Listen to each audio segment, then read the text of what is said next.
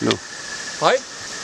Vi står hernede ved Udrejsecenter Kærshovedgård, som I kan se her, der er her i baggrunden. Og vi har været en tur i Bording i dag for at tale med de lokale om, hvordan problemerne har været for dem, efter at de har fået et udrejsecenter her i området. Og jeg vil næsten sige, at dem vi har snakket med, nogen vil gerne snakke, og nogen var ikke så glade for at snakke. Men dem vi har snakket med, der var det faktisk egentlig enstemmigt, at tyveriet i byen er sten, og utrygheden i byen er helt klart sten. Vi talte med en af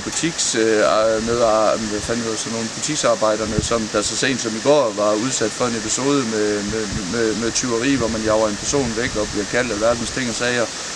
Og det er jo det, vi ser. På vej herud af 5 km har vi kørt her inden for Bording her, og så på vej herud, der møder vi fem på cykel, der er på vej ud at handle, ud i den danske natur, ud i Danmark. Hvad laver de ude i Danmark, når de skal bo herinde på et udrejsecenter, hvor de ikke har noget sted, og de har intet at gøre derude? De skal være derinde, indtil de skal forlade landet. Og med de ord, så tænker jeg, at vi ses nok snart igen hernede ved Kærshovedgård til en lille demonstration. Hej!